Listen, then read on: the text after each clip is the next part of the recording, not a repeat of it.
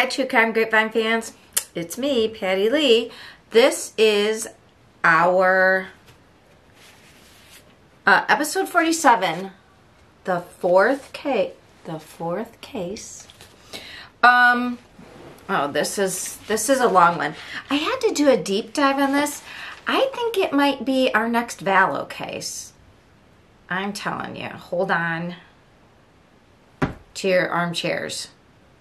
Partners in crime on the grapevine. Okay, so as you can see, here we go. Meet Sarah I think it's Hartsfield. Sarah has been called the Black Widow. Now, is she a Black Widow or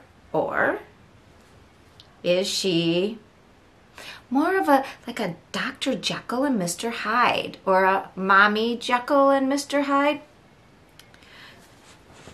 You be the judge. So, as you can see up here, here's how it started. Yeah, and here's how it's going, which is kind of how our stories go, right? So, what is this case about? It takes place in Texas, but really it also takes place in Minnesota and Missouri. Hold on. Like other cases that we talked about in this episode, you're just scratching the surface when someone's arrested and you're like, oh my gosh, can you believe they did that? And then that's not the worst of what they've even done. It is so much worse. So how this case started was Joseph, who is right here.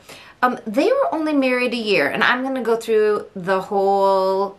I set up sequential scenes that go year by year so you can sort of get an idea. Because even as I was researching this, I was learning more and more, and I am sure there will be more to be learned. Most of my research for this case right now, besides local news coverage, was from the Dateline episode. And I watched a couple podcasts, YouTubers, but this hasn't gotten that much play because this happened. She was arrested early February. He died in January. She was arrested in February. But the story started growing throughout February into March, and then in April, Dateline had produced a show about it. And Dateline got a lot of people to talk, but there's not a lot of images that I could find on the interwebs of these people. So that is kind of interesting. A lot of people connected to Sarah want no part, and you will find out why. So right now she is being held. It started on a $5 million bond. She cried, and she, like Lori Vallow, is known for being super charismatic. It doesn't look so right here, but let me just tell you, everybody almost who has met her has said, like, she can be so nice, perfectly nice, your best friend. Think love bombing, basically. So she does present well, and she got her bond lowered from $5 million to $4.5 million, but now all this other stuff is coming out. I don't think she's getting out. And again, these are my speculation, observations from a educational psychologist viewpoint, meaning educational psychology is about typical development and cognition, motivations, leadership, and how that affects people, their like attachment theory and parental theory, all of that. That is what I studied. So that's the perspective that I'm coming when I discuss these cases. And let me just tell you, speaking of development and what kind of cultural things that have been going on in this case, it's going to be a bonanza. So let me just start you. Let's rewind with Sarah's life, and I want to take you back to her first husband, because the guy, this Joseph, who died, And I'll tell you when we get to the end of this story about his demise. But Joseph was her fifth husband. Who does that sound like? Lori Vallow? Just a little bit. Yeah, so fifth husband. And there's been some questionable endings to her other marriages, shall we say. We've got fires. We've got poison. We've got dead bodies. Who's at fault? You be the judge. But maybe. I don't know. Just my opinion. Just my speculation. Remember, Sarah is innocent until proven guilty in a court of law. And I just want to state that any supposition, any speculation, it's just my opinion. All right, so let's look back at Sarah's life. Sarah's first husband was immediately upon graduation of high school in 1993. So she's 48 now. Before she actually even got married, she was in a foster home, and I was like, oh. By the way, you guys, we're drinking Moscow Mules from Case 3, the Moscow Mule murders. But take a sip because you're going to need one. That's what we're pairing this episode with, the Moscow Mule. Tasty. Sarah's life, I was like, oh, she was in a foster home. That might explain attachment. And okay, well, actually, in the Dateline, if you've seen it, just scroll past this. But her foster mother described how she became in the system, which was she had accused her own father of abuse, and that happens, right? And that could also explain a lot of this. And we don't really know what happened, but it did go to trial. He was not convicted of anything, but she requested to get out of the house. So that's kind of interesting, right? That a kid wants to be taken away. So she is placed in this foster family, and one of her friends was interviewed in the Dateline thing, and they said, like, the family was great. She got so lucky. But immediately upon graduation, she gets married to her first husband, Titus. Titus, and I'm not going to say his name right, so Nolderschild. Titus. We're just going to call him Titus K. They get married right away. He's in the army, and the army will be in lots of this story, as you will see. So Titus joins the army. He's away. Here's a picture of them right here. I mean, it looks more like a prom picture, right? This is Titus today. Titus, so not a great marriage. He was gone. She cheated. But the worst of the relationship happened after they got divorced. Well, number one, she cheated with one of his best friends. That's the mystery man down here. We don't have a picture of this man. I believe his name is Michael Traxler. He was a friend of Titus's. She sticks within a small group. Right away, so they were married 1993 to 1995. She is involved with Michael Traxler probably in 1995, but marries him in 1996 and only for a year. And this guy, dude, wants nothing to do with her. Wasn't in the Dateline thing. Doesn't want his picture out there. Seriously. And I just found out this, that the county that they were in Missouri, I believe this is all in Missouri right now, which is where she was born and raised, records show that she beat him on March 11th, 1996. And he didn't want to press charges, which, I mean, especially back then, and for lots of men, they feel embarrassed but maybe he was afraid of her. Because, man, her children spoke about this, and so did some of her husbands. When she was good, she was very, very good. But when she was bad, she was horrid. And I mean, beat you up horrid.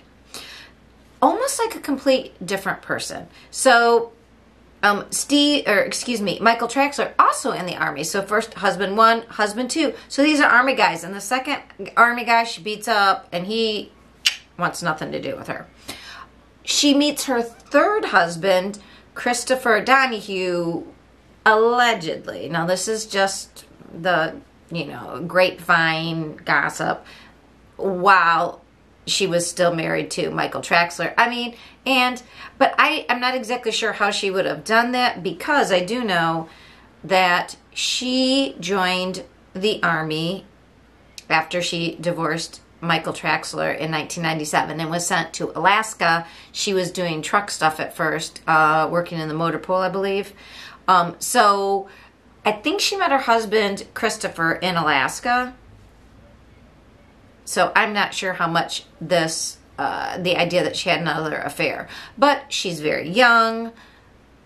Obviously, she's got some sort of attachment issues or dependency, or I don't know, she's jumping already out of high school to one man having an affair. She's not one to break up and she just jumps and makes a bridge to the next person. We know those people. A lot of people are like that and just grow out of it, right? That's not so unusual. Sarah, she does go into the Army, and her stepmom said she thought that would be good for Sarah, because then she was going to have some discipline. Why would she say that? Well, if you can see up here, every time there's a fire, I put this little flame. So Titus said soon after they got divorced, and she's dating his friend. He had a new girlfriend, and they were at a house. First of all, the girlfriend had her car keyed. She had all kinds of problems, and she thought it was Sarah. And they had gone to the police, and the police apparently were like, you know what? You need to quit complaining about her. You're the problem. And he was like, it was so strange. But Sarah kept messing with his girlfriend, doing vandalism and stuff, stalking her, and the police didn't want to hear it. Well, one night they were babysitting at her friend's house.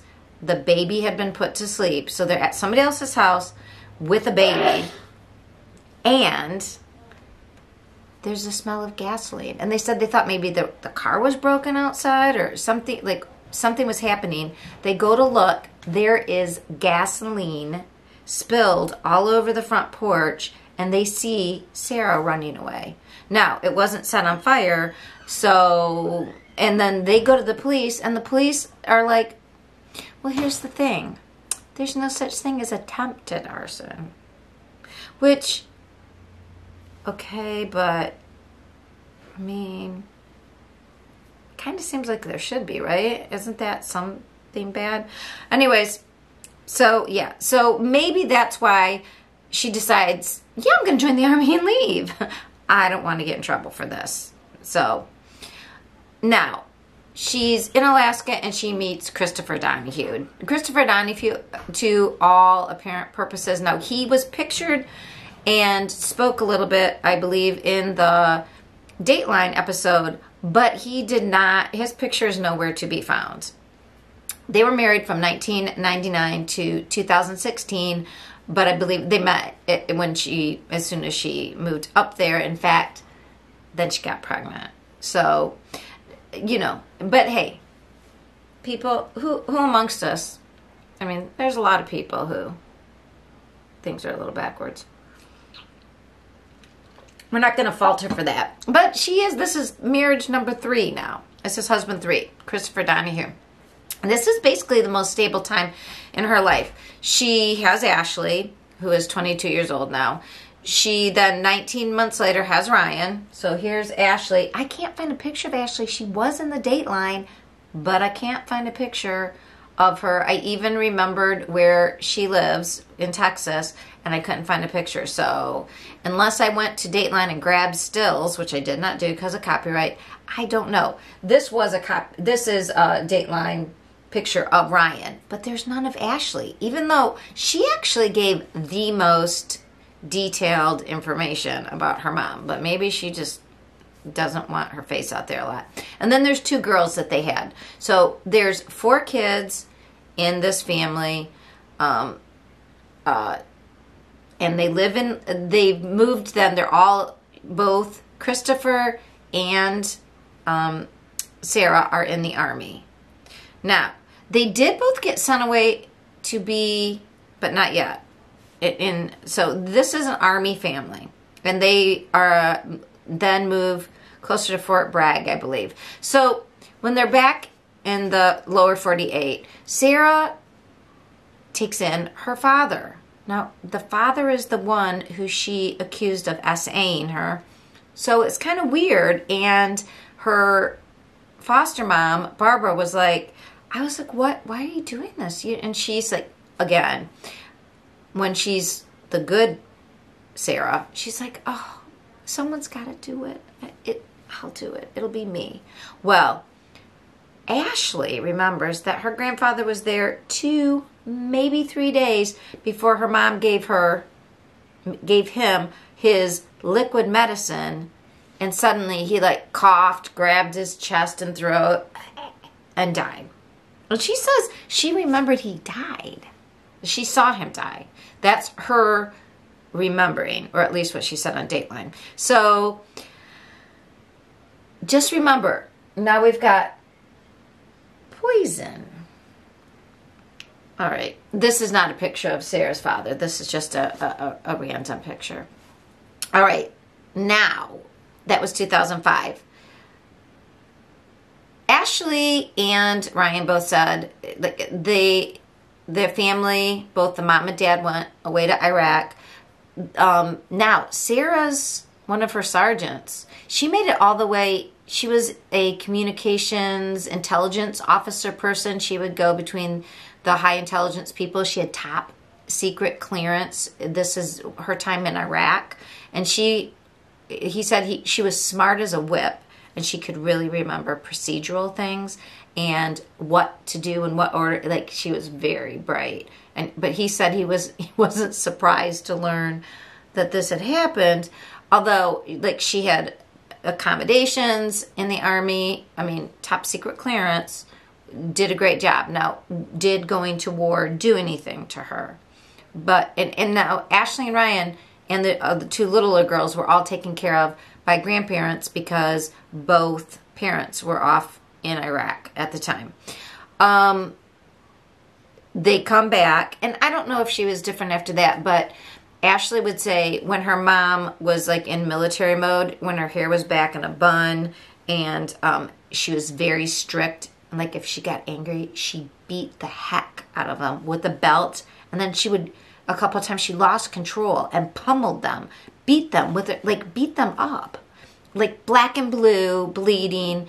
Ryan had to stay home for a week, I believe he reported, and Sarah got beat so badly that she was the oldest. She went to a friend's house, and the friend's dad saw it and called CPS and was like, I've seen bruises all. And Ashley and her mom, Ashley was afraid. She's like, no, that nothing happened. You know, she made up stories. But Sarah, she easily lied. Now we know that she, though, beat up her second husband when she was just in her 20s, early 20s. So she's beating, like, she's very nice when she's nice. Like Ryan said, she would have these beautiful holidays and cook and decorate and be like movie mom. But then if she got angry, something wasn't right, she beat the crap out of them. So she definitely had like this Dr. Jekyll and Mr. Hyde personality. Now, was she ever really abused? I don't know. That can cause people to splinter. I mean, but she remembers what she does. She doesn't really have 2 personalities, but... Or is she just a liar who wants her way and has a horrible temper? See, that's the thing. That's why you need somebody like on Hidden True Crime, John Mathias, Dr. John, a criminal psychologist. Somebody would have to dig through that to see what's going on. So, this is their life. So, nothing, she's horrible to the kids. Christopher Donahue reports that he wants to keep his marriage. I mean, they have 4 kids. They're in the Army. They have a life. They have this, I guess, by 2014, they have this huge house, but they've got a hefty mortgage. Like they owe $200,000 on it. I mean, it's beautiful. One of the best areas in their area, but, you know, not great. This is by Fort Bragg, I believe. Now, her actual family, that, you know, she was fostered out because she wanted to be taken out of the house because of what she claimed. But her actual grandmother, Grandma Merle, dies in 2014. And her brother Cody had been taking care of Grandma Merle, her house, the farm. Grandma Merle leaves everything to Cody and his wife, of course. But guess who doesn't know that? That's right, Sarah. Sarah thinks, oh my God, we'll go there. So Ashley and Ryan remember being packed up real quick, heading out to Missouri for the funeral, and then and so the brother Cody, I think his name is Cody Lee Smith, says right away, because he knows Sarah. He's like, hey, I just want to let you know, like, you didn't inherit any of this. Now Sarah is pissed because that's why she was telling people, like, this would take care of, if she could sell off the house, the farm, all this stuff, she could have her house free and clear. Now think about that. She hasn't seen her grandma. She didn't take care of her grandma. She didn't take care of the farm. But for some reason, she's like, hey, if I sold all of that stuff, my life would be golden. And thinks that that's a possibility, which is a little cray. So they go there. You know, her brother, just want to let you know. Well, what do you think happens the day after the funeral?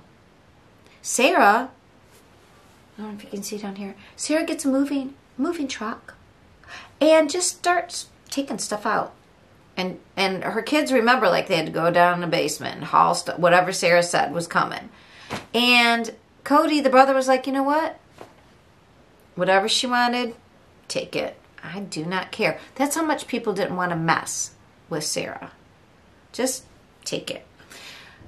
She takes the stuff and she actually puts it in Brian Altus's, has a storage on his property. He is a friend, because this is back now where she grew up.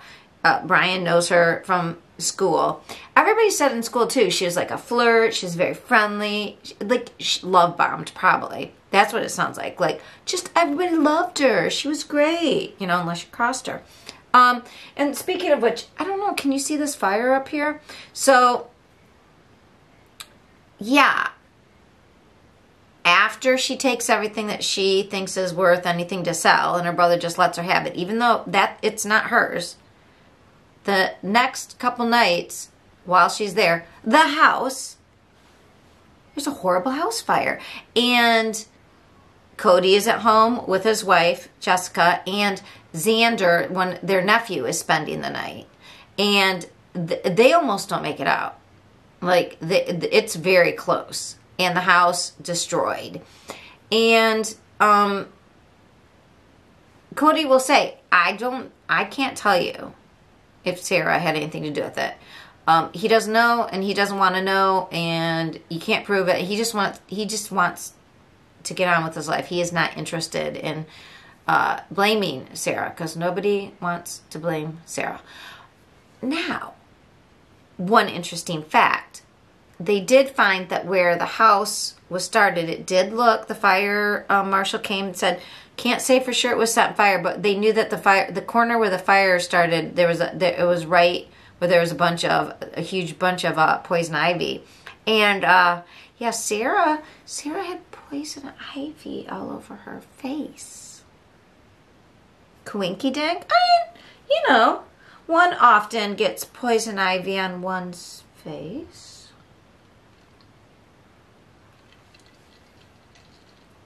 Allegedly. We don't know. So, now, while Sarah's causing all this trouble, she, you know, is putting this stuff in Brian's house, and yeah, she strikes up a little something. Yeah, why not, right?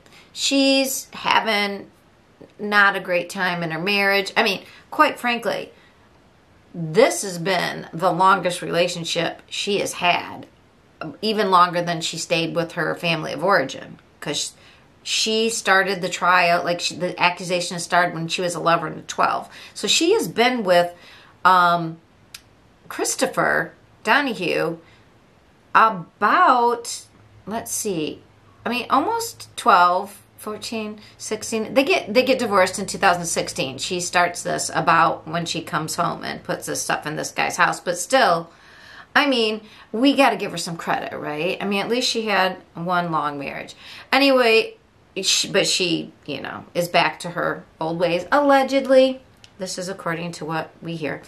And Brian Altus says that, you know, they carried on for a couple of years, and right at the end, in around 2016, 17, let's see. No, this was about 16. She and he have a fight because, you know, Sarah doesn't always get along with people.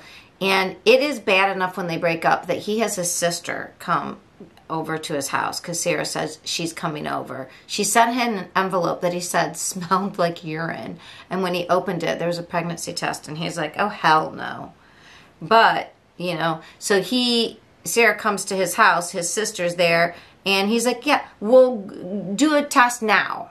Like, how do I know? Like, you know, basically, go do a test. And she's like, and she wouldn't. And they argued, he said, for like a couple hours. And then finally, she wasn't going to take the test, but she said, can I use your bathroom? Like, just to go. And he's like, okay. She goes in the bathroom, and he said, and his sister, she was in there a really long, like long enough that they're like, what the hell is she doing in there? And then she leaves, then they leave. And then they're at a bar restaurant, and they get a phone call. Guess what? That's right. His house is on fire. What a weird coincidence. I wonder how that happened. Now, I don't think it was a total loss. They don't know what started it. And he's not saying anything because, just like nobody says anything about Sarah, right? Okay. That brings us, so, you know, he was in the Missouri town where she grew up, but she was still living with her husband, and she also met another man, David Bragg. David Bragg was a construction guy. He did travel for work, and she met him because he was traveling and was in her area, and he was from Minnesota. What happens is her marriage breaks up. Now she starts dating David Bragg. They live in Garfield, Minnesota. They rent a house, this beautiful white farmhouse. Seems whatever, but after a while, you know, we're back to Sarah's like 1 to 2 years, and she's not happy. Apparently, one of the breaking points was the guy who rented the house said Sarah was very, first of all, David Bragg went on many, I mean, like, he had to work, and he went away too often for her liking. And then when he was home, she wanted him to be fixing up the house because they were going to, like, rent to buy. And instead of redoing the kitchen, he had paid somebody to make, like, this path out through the woods to do something. I'm not sure why, but she was not very happy. So at one of the times when she is taking her daughter, Ashley, back to visit with the dad, she remembers Ashley reports in the Dateline thing that, okay, well, my mom said that she was going back to see David, but she wasn't very happy. She was a little nervous, and if she had to defend herself, she would. And Ashley was like, that seemed weird, because she was going back up there like she always did to Minnesota, back from where we were staying and with my dad, and it just seemed weird. But I think her dad by that time was living in Texas, and she was like, okay. And she said, here's a number to call for the younger girls if anything were to happen. She goes back up to Minnesota, and her story, I don't know how to describe it. It's like a weird, very bad action movie. Sarah, on May 9th, calls 911, and when they come out, she's like, oh my God, I was coming downstairs, and David was standing there, and he was going to shoot me. He was going to shoot me in the head, and I fell down onto the landing, and I rolled, and then I like shot, and I didn't even see where I was shooting. Okay, so she shot him like in his heart.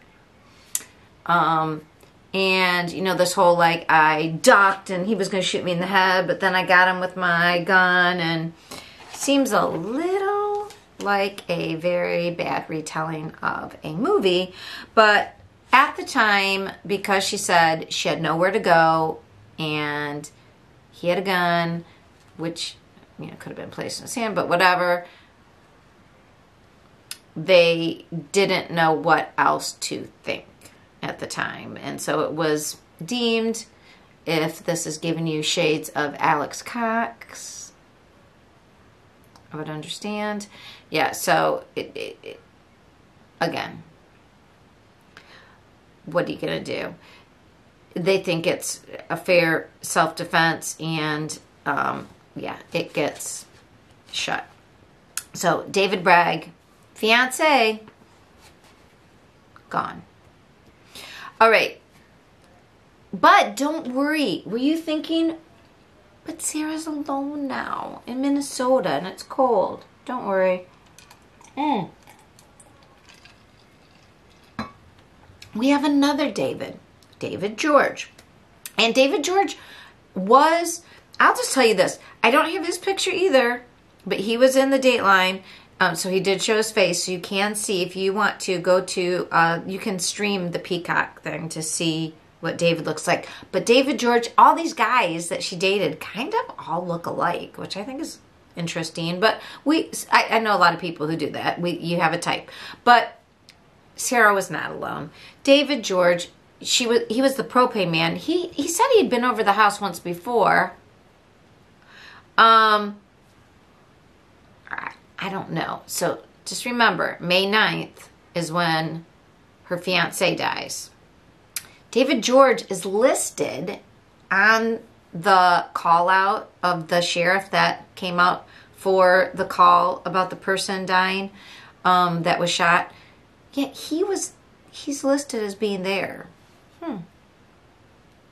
Odd.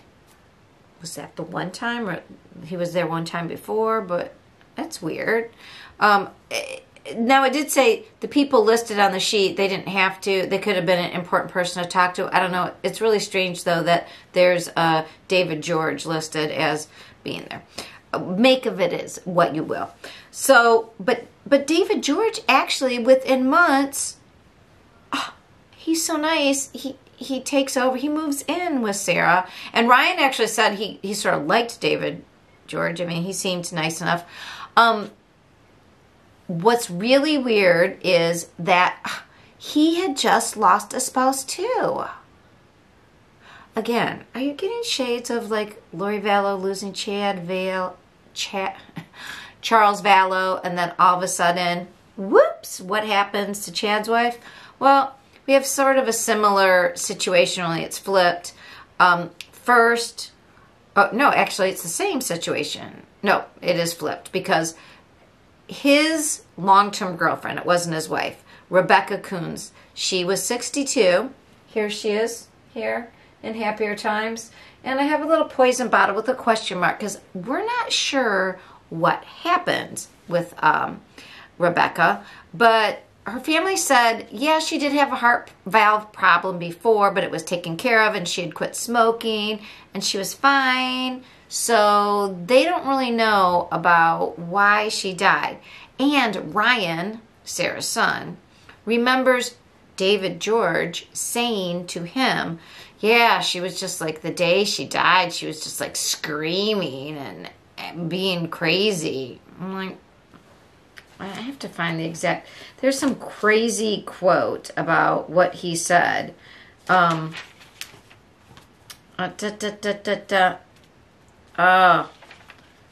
there, you guys, I took so many notes. So, all you have to know, friends, is that it seems like Rebecca Coons shouldn't have maybe died. And then, no, David George had a quick service in a very cramped little space. Her family thought it was very weird. Again, what are we getting shades of? Very quick service. Cremates her, as one does, quickly. And I don't know why he had, I don't think they were married, but it wasn't reported that they were married. It said long-term girlfriend, but long-term partner, but maybe he had some legal rights to do that. But yeah, then she's dead. And then that was January 1st. So we have January 31st, of 2018. His girlfriend dies. And then by May, her spouse, a fiance dies. And they get together by that summer. So May, June, July. By that time, he's living in their house. Weird. Convenient, right? Very good timing. Now, by September 3rd, the house in which he had lived with Rebecca and the house in which her ashes were still held, and I believe the house in which she died mysteriously goes up in fire while he is out of town with Sarah in Texas. And his kid calls it in, and it is a complete, they were trying to overhaul the house, but who knows? Seems like it was electrical. It was it burned for 5 hours. It was a crazy large fire, and as you can see, it was a teeny tiny little place. It was a 2-story, 26 by 26 foot home. Not very big, but you know, total loss. And Rebecca's family was really upset because the sister said, I wanted her ashes to bury with my mom, and he kept, you know, saying he'd give them to me, and now they're gone. And it kind of felt like maybe he was trying to keep me from getting my ashes. Petty, petty, petty. I don't know if that was on purpose, but again, another fire. So we have a perhaps poisoning, we don't know, a fire, maybe, maybe it was electrical, maybe. I don't know how long they had left to go to Texas. All right. Why do I think there could be anything that George might be willing to do for Sarah? Besides the fact that everybody said that when Sarah was nice, she was so sweet. And you'd do anything for her. Like, I mean, anything. I don't know if you can see here, but I have a man holding some roses, like delivering roses. Why do I have that? Well, the weird thing was David George told somebody, I think he said it on the Dateline show too, Sarah wanted him to go to Texas and kill Christopher Donahue's new wife, Heather. And she said he couldn't come home until he did it. Isn't that crazy? Okay, so you're like, so, well, she just said this? The creepiest thing was Christopher had a security camera footage of a guy coming to his door having flowers for his wife, and he says, oh, so there's no card? And the guy was like, oh, I'll go check. And then he went back, and he was driving like a car that David George drove, and then he never came back. So Ashley told Christopher that there was a plot because one of the little girls that were still living with Sarah had heard about it. One little girl, I believe her name is Hannah, told Ashley, and then Ashley told her dad, George is going to show up. He's supposed to show up with flowers. Mom wants, this whole plot. So this leads to Christopher suing Sarah for custody. And this time, like, the courts are with him. He gets custody of the 2 youngest girls who are still minors. And, now David George makes it out alive. We don't know. But he went from Minnesota all the way, they lived in Arizona by this time. He went from Minnesota, drove to Arizona to do this little errand for Sarah, and he swears up and down he just took flowers. Maybe it was a dry run. He said he did not have a gun with him at that time. I don't know, but it's a little creepy, right? So Sarah and he, at this time, he's married to Sarah. They got married in 2020. This happens in 2020. They got married they were together by 2018. Is that when they got married? It's hard to keep track. So now Sarah moves and she meets a guy online this time, this Joseph Hartsfield. Poor Joseph. Talk about getting the wrong online love. So they meet online and they are married by February 2nd of 2022. Now, but almost a year later, on January 7th, Joe is taken to the ER. They don't know exactly what's going on.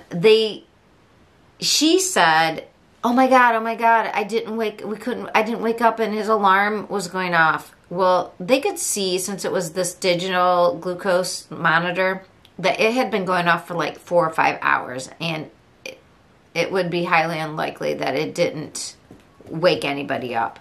And next to his bed, well, let me just tell you. So what happens is when he goes into the hospital, they know he's diabetic. She says, oh my God. Now, when she called 911, they said, do chest compressions until we arrive, which she says, of course. She is crying when they take him out on a gurney, just, like the grieving widow. They take him to the hospital, and the nurse and the doctor are discussing, like, why they're giving him stuff. They knew he was in a diabetic coma, it seemed like, but why couldn't they not bring up, like, why couldn't they fix his blood sugars? What was happening? Why was he still staying so ill? It wasn't working as expected. And the nurse, she was like, this doesn't seem right. And, of course, it wasn't right. That nurse, that ER nurse, probably saved I don't even know how many other lives, and will get justice for I don't know how many people, because she calls the police. And then the police come talk to the doctor, they come talk to the nurse, then they go to the home, and they find next to his bedside 10 vials of insulin. So his insulin is, like, his blood sugar was so low because 10 vials of insulin will kill you. And basically what he had was insulin toxicity, which is what gave him then he went into a coma, then he had a stroke, and then he died. So she was arrested February 2023 because not only did they notice all the vials and realize in the time of the digital monitor and it going off, so she seems to have lied about how many hours. He didn't just have this happen. It was probably happening from 4 to 6 hours earlier. But that she also didn't do chest compressions because the EMTs said when they pushed, blood came out of his mouth. And if we remember anything from the Vallow case, when Charles Vallow, remember Alex Cox said, oh yeah, I'm doing compressions. And they said when they first went in there, the minute they did a compression, blood oozed out. Blood comes out in the first compression. So the person should have blood on them if they're doing any sort of CPR and blood comes out later.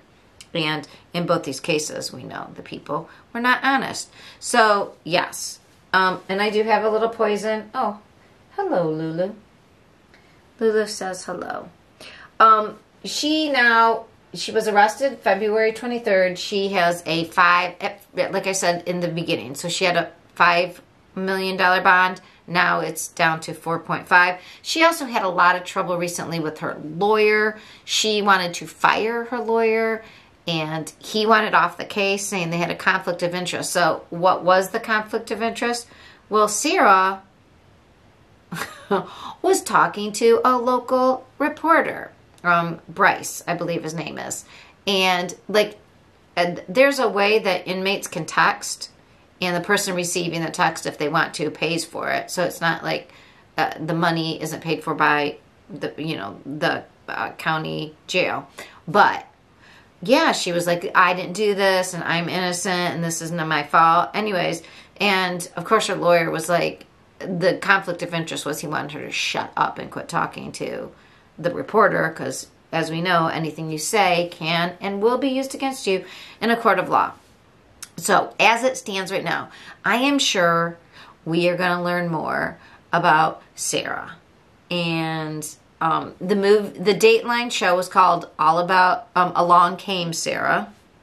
But Black Widow, I don't know. I think more like Dr. Jekyll and Mr. Hyde, because she was either super sweet or, with the same people, or would turn on a dime and turn into a monster. And like I said, her daughter Ashley said when she was in her military dress and her hair was all slicked back in a bun, she goes, that's when I knew I should be afraid. So it's interesting. I don't know. A lot of this is interesting. Now, when I went to look up exactly when he died and what happened, I saw his obituary. Oh, my Lord. Legacy obituary. Look it up for Joseph Hartsfield. Because she has a picture. This is the picture. One of the pictures for his obituary. And then it's like a picture of their wedding rings. A picture. Like it's all the pictures like she is involved in his life. And literally, you guys, they were married for 1 year. So, this is what I know so far. Again, this is my opinion from what I've gleaned from the local resources. I definitely recommend that you go watch the Dateline Along Came Sarah. You will see what all these people look like. And it's really strange, I think, that hardly any, they're all wiped, it seems like, from the internet. Very strange. But like I said, nobody wants to be connected to her now. Now she's poison. So it doesn't look like she's going to get away with this one. But thank goodness the DA, as soon as they didn't like this death, it seemed bad. And they were getting all sorts of bad feedback. The real sad thing was that, all these men's families now don't know what to do. And it seems like the ex-husband's wife, made it out by the skin of her teeth. I don't know. I think we're going to learn a lot more about this. And I think it's a lot like the Vallow case. What do you think? Do you think this is going to be as crazy? I don't know. She kind of seems like that malignant narcissist type, and that means she's not going to go down without a fight. So let me know what you think in the comments. Hey, subscribe if you want to hear more about what's going on in true crime. There's too much crime and not enough time. So I will watch all the crime for you and try to tell you what's everybody talking about on the true crime grapevine. So I'm Patty Lee. Thank you very much. I'd appreciate it if you'd like and subscribe. And I'll be back with my next case soon. Bye.